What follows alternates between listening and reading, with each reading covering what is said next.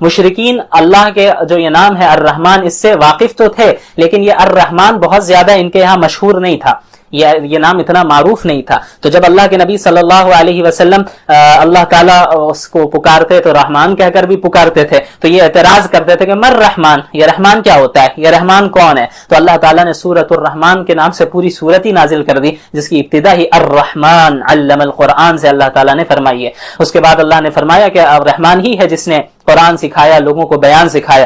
اور اس صورت میں بار بار اللہ تعالیٰ نے جنوں کو بھی اور انسانوں کو بھی مخاطب کر کے کہا فَبِأَيِّ آلَاءِ رَبِّكُمَا تُكَذِّبَانِ، کہ تم اپنی رب کی کن کن نعمتوں کو جھٹلاؤ گے۔ کئی نعمتوں کا ذکر ہے اس صورت میں، کئی نعمتوں کا ذکر ہے، اور بار بار اللہ نے فرمایا کہ کن کن نعمتوں کے تم جھٹلاؤ گے، اللہ کے کن کن نعمتوں کو جھٹلاؤ گے۔ اس کے بعد اللہ نے فرمایا كُلُّ مَنْ عَلَيْهَا فَانٍ، اس کائنات میں جو ہے سب کو فنا ہونا ہے، سب ختم ہو جائے گی، ساری چیزیں ختم ہو جائیں گی سوائے اللہ رب العالمین کی ذات کے۔ اس کے بعد اللہ تعالیٰ نے مختلف نعمتوں کا ذکر کیا، جنت کا ذکر کیا، جنت کے انعامات، باغات، چشموں کا ذکر کیا، جنت کی حوروں کا ذکر کیا، اور پھر اللہ تعالیٰ نے ان نعمتوں کے ذکر کرنے کے بعد جہنم کا بھی اوپر ذکر کیا، اور پھر اللہ تعالیٰ نے بار بار کہا کہ تم کن کن نعمتوں کو جھٹلاؤ گے۔ اللہ کا احسان ہے کہ پہلے ہی اللہ نے جنت کے بارے میں بتا دیا، جہنم کے بارے میں بتا دیا، تو جو عقل مند ہوگا وہ اسے فالو کرے گا، جو بے وقوف ہوگا وہ اس کی مخالفت کرے گا۔ سورۃ الواقعہ کی ابتدا ہوتی ہے، واقعہ چونکہ اسٹارٹ ہی ہوتی ہے سورۃ اذا وقعت الواقعہ سے، واقعہ سے مراد یہاں قیامت ہے،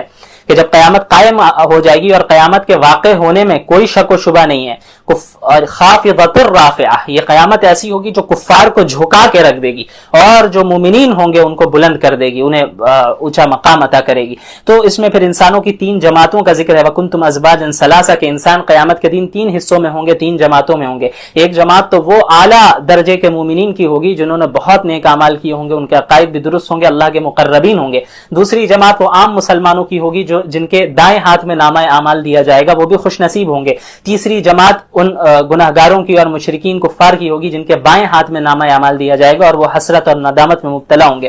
پھر اہل جنت کے لیے نعمتوں کا ذکر ہے کہ اولئک المقربون فی جنات النعیم، باغات ملیں گے، اونچی اونچی نشستوں میں وہ بیٹھے ہوں گے، اللہ تعالیٰ انہیں بہترین پاک شراب عطا فرمائے گا، اور پھل ہوں گے، پرندوں کا گوشت انہیں دیا جائے گا، حور عین عطا کی جائیں گی۔ اس کے برخلاف اصحاب الشمال کا ذکر ہے، یعنی جن کے بائیں ہاتھ میں نامہ اعمال دیا جائے گا، یعنی وہ جہنمی ہوں گے، ان کے لیے جو ہے مختلف عذابوں کا انہیں سامنا کرنا ہوگا، گرم لو کا، کھولتا ہوا پانی اور دھواں وغیرہ کا۔ اللہ تعالیٰ ہم سب کی اس سے حفاظت فرمائے، اور زقوم کا جو درخت ہے اسے بھی انہیں کھانا ہوگا۔ اس کے بعد پھر اللہ تعالیٰ نے مختلف چار عظیم نعمتوں کا ذکر کیا۔ افرأیتم ما تمنون، سب سے پہلے انسانی تخلیق کا ذکر کیا کہ یہ بتاؤ جو نطفہ تمہارا ہے جس سے تم پیدا ہوتے، اس نطفے کو تم نے پیدا کیا، ہم نے پیدا کیا۔ پھر اس کھیتی کے متعلق بتاؤ، جس کھیتی کو تم بوتے ہو اسے اگاتا کون ہے، تم اگاتے ہو یا ہم اگاتے ہیں۔ پھر پانی کا ذکر کیا کہ جو پانی تم پیتے ہو اس کو بادلوں سے اتارتا کون ہے، ہم اتارتے ہیں۔ اور پھر اللہ نے آگ کی نعمت کا ذکر کیا کہ جو آگ تم جلاتے ہو اس کا درخت تم اگاتے ہو یا ہم اگا رہے ہیں۔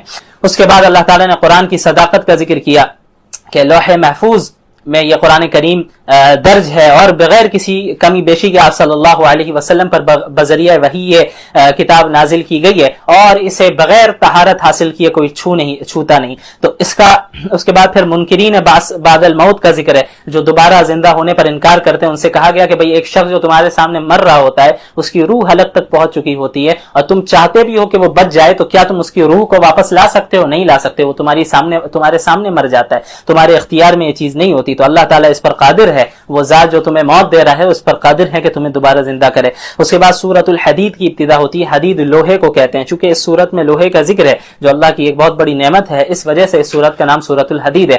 اللہ کے متعلق اللہ تعالیٰ نے فرمایا هو الاول والآخر والظاہر والباطن، اللہ اول بھی ہے، آخر بھی ہے، ظاہر بھی ہے، باطن بھی ہے۔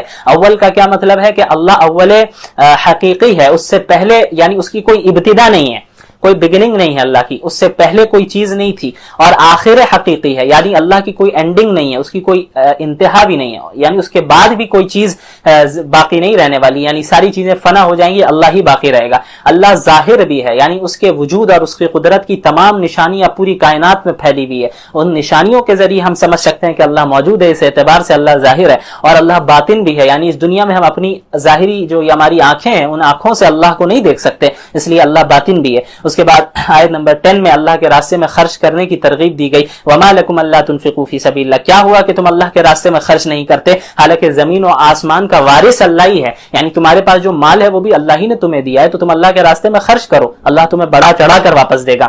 اور اس کے بعد پھر صحابہ کا ذکر ہے، آیت نمبر 10 میں لا یستوی منکم من انفق من قبل الفتح وقاتل، صحابہ کرام میں بھی فرق مراتب ہے، وہ صحابہ جو فتح مکہ سے پہلے ایمان لے آئے اور اللہ کے راستے میں انہوں نے جہاد کیا اور انفاق فی سبیل اللہ کیا، وہ ان صحابہ سے افضل ہیں جو فتح مکہ کے بعد ایمان لائے اور فتح مکہ کے بعد انہوں نے انفاق و جہاد کیا، لیکن بحیثیت صحابی اور بحیثیت جنتی سب برابر ہے، لیکن درجات میں یقیناً فرق مراتب ہے۔ اس کے بعد آیت نمبر 12 میں منافقین اور مومنین کا ذکر ہے، یوم تری المؤمنین والمؤمنات یسعی نورہم، کہ جب قیامت کے دن پل صراط میں مومنین جا رہے ہوں گے تو اور مومن عورتیں جا رہی ہوں گی تو ان کے سامنے بھی اور ان کے دائیں طرف بھی ان کا جو ہے نور رہے گا، جس نور سے وہ دیکھ رہے ہوں گے۔ منافقین بھی پیچھے پیچھے آئیں گے اور ان کا نور پل صراط کے پاس ختم ہو جائے گا، اب انہیں آگے دکھ نہیں رہا ہوگا، مومنین سے کہیں گے کہ اپنے نور سے ہمیں بھی پار کروا دو، تو مومنین کہیں گے کہ یہاں سے مڑ جاؤ اور نور کہیں اور تلاش کرو، تو ان کا انجام جو ہے ظاہر ہے جہنمیوں میں ہونا ہے ان منافقین کا۔ اس کے بعد اللہ تعالیٰ نے فرمایا آیت 25 میں لقد ارسلنا رسلنا بالبینات،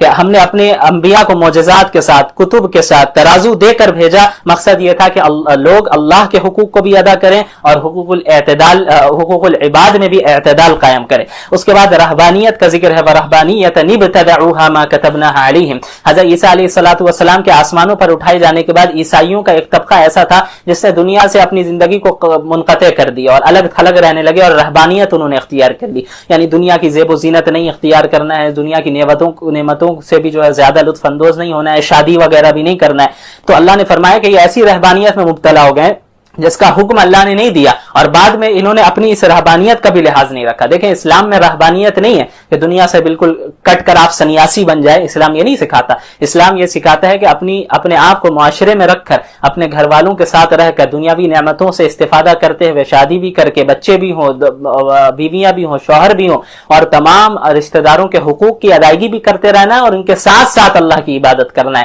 یہ سنیاس لے لینے کا تصور اسلام میں نہیں ہے کہ دنیا سے کٹ کے کسی جنگل میں چلے جائیں اور دنیاوی نعمتوں کو اپنے اوپر حرام کر لے، اسے اللہ نے نہیں سکھایا۔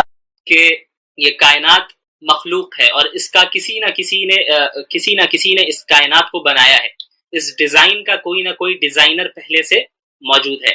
اور میں نے یہ بھی بتایا تھا غالباً کہ سائنس نے آج یہ بھی پروف کیا ہے کہ یہ یونیورس یہ کائنات ایکسپینڈ کر رہی ہے، پھیلتی جا رہی ہے، اور جس رفتار کے ساتھ یہ کائنات پھیل رہی ہے اس رفتار میں 0.1% بھی اگر اضافہ ہو جائے، یعنی وہ رفتار تیز ہو جائے، یا 0.1% بھی وہ رفتار دھیمی ہو جائے، کم ہو جائے، تو یہ کائنات ختم ہو جائے گی، برباد ہو جائے گی۔ اتنے پرفیکشن کے ساتھ اس کائنات کا چلنا اور اتنی ایکوریسی کے ساتھ اس کائنات کا ایکسپینڈ ہونا، یہ اس بات کی دلیل ہے کہ کوئی نہ کوئی اسے زبردست طریقے سے کنٹرول کر رہا ہے۔ اس کے علاوہ دلائل تو بہت سارے ہیں، لیکن ہم چند دلیلوں پر ہی اکتفا کریں گے، چونکہ یہ بیسک اسلامک کورس ہے اور اس میں کئی سارے موضوعات کو ہمیں کور کرنا ہے، تو ایک موضوع پہ ہم دو کلاس، تین کلاس نہیں لے سکتے۔ ہم چاہیں گے کہ مختصر کرتے ہوئے مختصر اور جامع بات آپ لوگوں کو بتا دی جائے، اور پھر جس کو جس موضوع پہ زیادہ دلچسپی ہو وہ اس پہ مزید ریسرچ کرے، تحقیق کرے۔ بہرحال فزکس کے مختلف لاز ہیں، ٹھیک ہے، انہی لاز میں سے ایک لا ہے کوزیلٹی کا، ایک قانون ہے کوزیلٹی کا۔ وہ کیا ہوتا ہے کہ کائنات کے اندر ہر چیز کا کوئی نہ کوئی سبب ہے، جسے ہم انگلش میں کاز اینڈ ایفیکٹ کہتے ہیں، کاز اینڈ ایفیکٹ، اردو میں ہم اسے سبب اور مسبب کہتے ہیں، یا پھر علت اور معلول کہتے ہیں، کہ ہر ایفیکٹ کا کوئی نہ کوئی کاز ہونا ضروری ہے، ہر ایفیکٹ کا کوئی نہ کوئی کاز ہونا ضروری ہے۔ اسی طرح ہمارا جو وجود، ہمارا جو ظاہری سبب ہے وہ کون ہے، ہمارا ظاہری کاز کون ہے، وہ ہمارے والدین ہیں۔ ہمارے والدین کا ظاہری کاز اور ظاہری سبب کون ہے، وہ ان کے والدین ہیں، تبھی تو یہ دنیا میں ہم آج موجود ہیں۔ اگر ہمارے والدین نہیں ہوتے تو ہم نہیں ہوتے۔ ہمارے والدین ہیں، اگرچہ ہم نے شاید اپنے دادا پردادا کو نہیں دیکھا، لیکن کوئی اس بات کا انکار نہیں کر سکتا کہ ہمارے دادا پردادا موجود نہیں تھے۔ کیوں؟ کیونکہ ہمارا موجود ہونا یہ اس بات کی دلیل ہے کہ ہمارے پردادا موجود تھے۔ ہم افیکٹ ہیں، اور ہمارے ظاہری کاز کون ہے، ہمارے والد ہیں اور ہمارے والدہ ہیں۔ اور ہمارے والدین کے ظاہری کاز کون ہے، اس کا کاز سبب کون ہے، وہ ان کے والدین ہیں۔ پھر ان کا سبب کون ہے، وہ ان کے والدین ہیں۔ یہاں تک کہ ہم حضرت آدم علیہ السلام تک پہنچ جاتے ہیں. اور پھر حضرت آدم علیہ السلام کا کاز اور سبب کون ہے؟ وہ جو سبب ہے ہم اسے کہتے ہیں وہ سبب اول، یعنی دا فرسٹ کاز، اور ہم اسی فرسٹ کاز کو خدا مانتے ہیں، اللہ مانتے ہیں. تو یہ پوری دنیا، یہ جو کائنات ہے، اس کا جو سبب ہے، وہ کاز ہے، فرسٹ کاز ہے، وہ خدا ہے. اچھا، اب آپ جب یہ بات کریں گے تو ملحد کی جانب سے یہ بات آئے گی اور یہ اعتراض ہوگا کہ بھئی ٹھیک ہے، اگر ہم اس لا کو تسلیم کریں، اگر کیا وہ تو سبھی کرتے ہیں، اگر کوئی انسان کہہ دے کہ ہم کاز اینڈ ایفیکٹ کے لا کو نہیں مانتے تو سائنس کی دنیا میں اسے پاگل سمجھا جائے گا، بے وقوف سمجھا جائے گا. وہ چاہے مسلم ہو، کرسچن ہو، ہندو ہو، سکھ ہو، عیسائی ہو، اور یا پھر ایتھسٹ ہو، ملحد ہو، اس سے کوئی فرق نہیں پڑتا. سب اس لا کو سب مانتے ہیں، کاز اینڈ ایفیکٹ والے لا کو. یہ کامن سی بات ہے. تو اب یہاں پر وہ ملحد اعتراض کیا کرتا ہے؟ وہ یہ اعتراض کرے گا کہ بھئی ٹھیک ہے، جب ہر ایفیکٹ کا کوئی نہ کوئی کاز ہے، ہر مسبب کا کوئی نہ کوئی سبب ہے، ہر معلول کی کوئی نہ کوئی علت ہے، تو پھر یہ بتاؤ کہ پھر خدا کا سبب کیا ہے؟ پھر خدا کا وجود کہاں سے آیا؟ خدا کو کس نے بنایا؟ خدا کا سبب کیا ہے؟ ہر چیز کا ایک آپ ہی نے کہا کہ ہر چیز کا ایک سبب ہے، تو پھر خدا کا سبب کہاں ہے، کیا ہے؟ ٹھیک ہے، تو اب اس کا جواب سن لیں آپ. اس کا جواب یہ ہے کہ یہ جو کوزیلٹی کا لا ہے، یہ فزکس کا ایک لا ہے. کاز اینڈ ایفیکٹ، علت و معلول، سبب و مسبب کا جو یہ لا ہے، یہ قانون ہے، یہ فزکس کا ایک قانون ہے، فزکس کا ایک لا ہے. اور فزکس کا موضوع کیا ہے؟ فزکس کا موضوع یہ کائنات ہے. فزکس کا موضوع کائنات کی لمیٹیشن ہے. لہٰذا اس کائنات کی لمیٹیشن کے اندر جو بھی ذات ہوگی وہ اس قانون اور اس لا کی پابند ہوگی. لیکن جب ہم خدا کی بات کرتے ہیں اور اللہ رب العالمین کی بات کرتے ہیں تو ہمارا یہ عقیدہ ہے کہ ہمارا رب تمام لمیٹیشنز اور تمام زمان و مکان سے پاک ہے. تو اللہ رب العالمین کو کائنات کی لمیٹیشن کے اندر قید نہیں کیا جا سکتا. اللہ اس کائنات کی لمیٹیشن کے باہر ہے. لہٰذا اللہ اس کائنات کی لمیٹیشن کا پابند ہوتا اگر، تب تو ہم یہ کہہ سکتے تھے کہ بھئی ہاں خدا کا بھی کوئی نہ کوئی سبب ہونا چاہیے. لیکن چونکہ خدا کائنات کی لمیٹیشنز کا پابند نہیں ہے، وہ ہر زمانے اور ہر جگہ سے پاک ہے. اسے کسی زمانے اور یہ جگہ کی ضرورت نہیں ہے. وہ ان چیزوں سے پاک ہے، وہ کسی بھی لمیٹیشن سے پاک ہے. لہٰذا فزکس کا یہ لا خدا پر منطبق نہیں ہو سکتا، کیونکہ فزکس کا جو یہ لا ہے، اس کا موضوع کیا ہے؟ وہ یہ کائنات ہے اور کائنات کی لمیٹیشن میں جو کچھ بھی ہے. بہرحال اس کو آپ دوسرے انداز میں اس طرح اور سمجھ سکتے ہیں کہ خدا کے متعلق یہ سوال کرنا کیوں غلط ہے کہ خدا کو کس نے بنایا. اتنا اگر وہ ادھر تک آپ لے آئیں اس کو، وہ یہ تو مانے گا کہ چلو بالفرض مان لے کہ خدا ہے، تو پھر خدا کو کس نے بنایا؟ تو اگر کاز اینڈ ایفیکٹ کا مسئلہ ہر ایک پر منطبق کیا جائے تو پھر یہ سلسلہ کبھی ختم نہیں ہوگا. پھر خدا کو اگر کسی نے بنایا تو پھر اس کو کس نے بنایا، پھر اس کو کس نے بنایا، پھر اس کو کس نے بنایا، یہ تو سلسلہ چلتا رہے گا. تو ظاہر سی بات ہے یہ جو فزکس کا لا ہے، اس کا موضوع یہ کائنات ہے، اور کائنات کے اندر جتنی چیزیں ہیں ان چیزوں پر ان اصول کا منطبق ہوتا ہے. اور وہ کائنات کے اندر جتنی چیزیں ہیں وہ ظاہر ہے کائنات کی لمیٹیشنز کی پابند ہے، اس لمیٹیشنز کے اندر ہے. اور اللہ رب العالمین زمان و مکان سے اور تمام لمیٹیشن سے پاک ہے. تو فزکس کا لا خدا پر منطبق کرنا یہ درست نہیں ہے. اب اس کو دوسرے انداز میں کس طرح سمجھے؟ اب آپ اس طرح سمجھے کہ فزکس کا ہی ایک قانون ہے تھرمو ڈائنامکس کا. تھرمو ڈائنامکس کے مختلف لاز ہیں. اس کا جو دوسرا قانون ہے، the second law of thermodynamics, اس کا مفہوم یہ ہے، اس کا خلاصہ یہ ہے، اس میں جو بات بتائی گئی ہے اسے بھی کوئی انکار نہیں کرتا. تھرمو ڈائنامکس کے لاز کو کوئی انکار نہیں کر سکتا، سب تسلیم کرتے ہیں، ہم بھی کرتے ہیں. تھرمو ڈائنامکس کے سیکنڈ لا میں یہ بات بتائی گئی ہے کہ یہ جو کائنات ہے اور اس کائنات کے اندر جتنی چیزیں ہیں، جتنے میٹرز ہیں، جتنے مادے ہیں، وہ سب خرابی کی طرف بڑھتے چلے جا رہے ہیں. یعنی ایک وقت ایسا آئے گا جب اس پوری کائنات کے لیے اتنی ہیٹ یا اتنی انرجی موجود نہیں ہوگی کہ یہ کائنات اسی طرح چل سکے. لہٰذا کائنات ایک دن ختم ہو جائے گی، اور اسی کو بگ فریز کہتے ہیں. وہ کیا کہتے ہیں؟ بگ فریز، کہ اس وقت کائنات ختم ہو جائے گی، کیونکہ کائنات کو چلنے کے لیے جتنی انرجی چاہیے، جتنی ہیٹ چاہیے، وہ آہستہ آہستہ ختم ہوتی جا رہی ہے.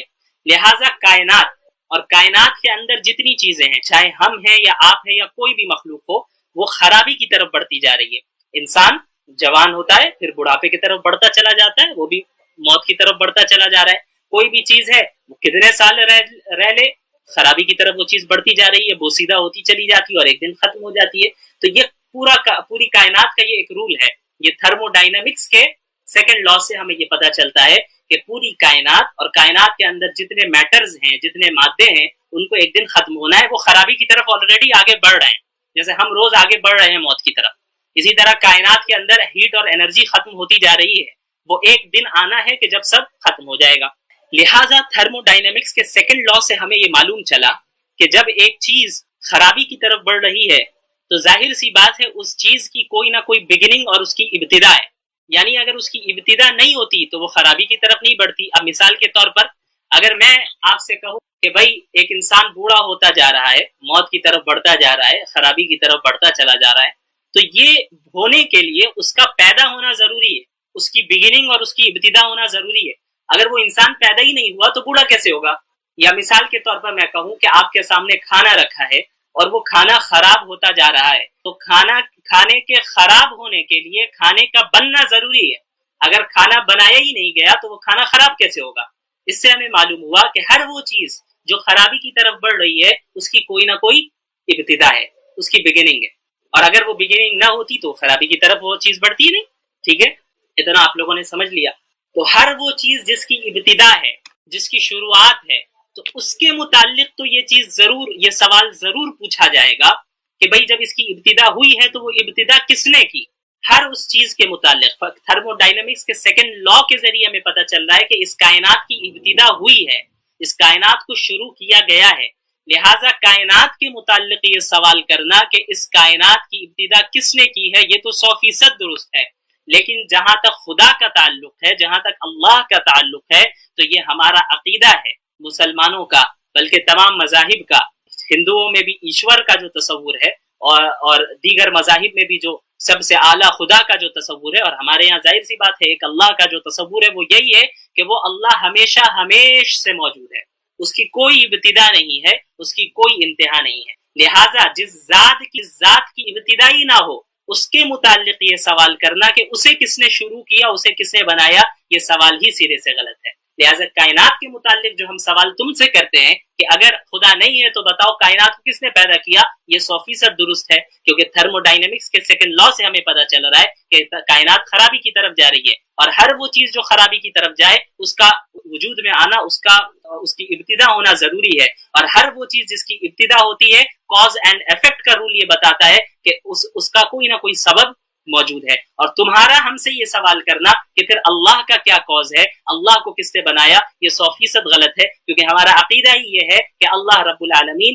اس زمان و مکان کی پابندیوں سے پاک ہے، بالا تر ہے، اور وہ ہمیشہ ہمیش سے ہے، اس کی کوئی ابتدا نہیں، اس کی کوئی انتہا نہیں. لہٰذا جس ذات کی کوئی ابتدا نہیں اس کے متعلق یہ ہرگز سوال نہیں کیا جائے گا کہ اس کا کاز کیا ہے.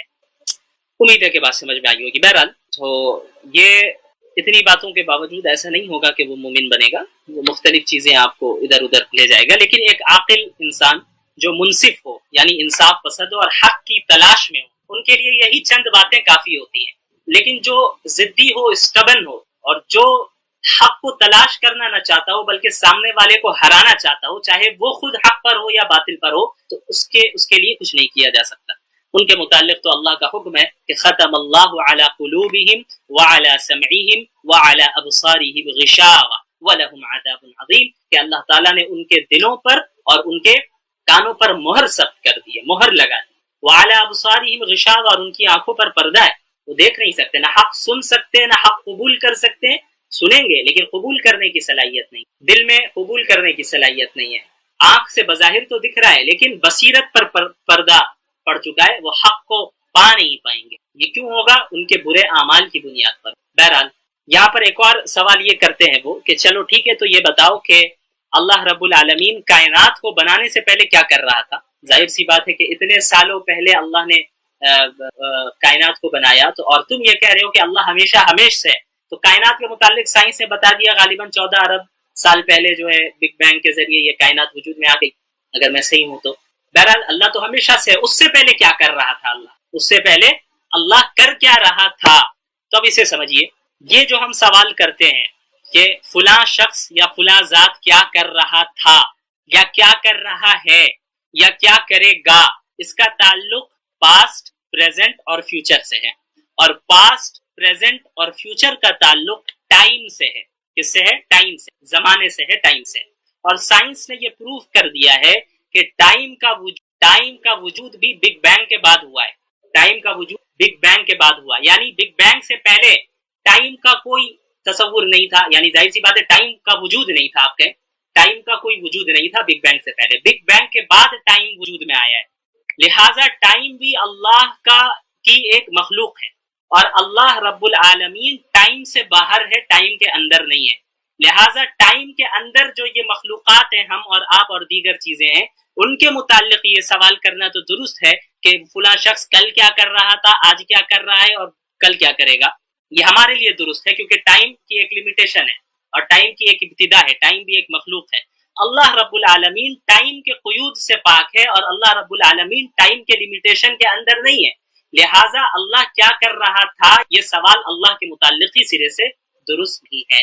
कि मैं ये कहना चाहता हूँ, अभी जिसने सवाल किया था वो हजरत आदम के मुताल्लिक, ये बात भी हमारे यानी लोगों के दरमियान जो मशहूर है वो इस तरह पेश करते हैं कि गोया इस्लाम ये कहता है कि हजरत आदम अलैहिस्सलातु वस्सलाम की औलाद भाई बहन आपस में निकाह किया करते थे। देखिए इस बात को, ये मसला असल कहाँ खड़ा होता है। मसला ये होता है कि जब आप शरीयत को शरीयत के उसूल से हटकर समझने की कोशिश करते हैं। आप अगर किसी हदीस को देख रहे हैं तो आपको उसूल हदीस देखना होगा, अगर तफसीर को देख रहे हैं तो उसूल तफसीर देखना होगा, फिक़्ह को देख रहे हैं तो उसूल फिक़्ह को देखना पड़ेगा।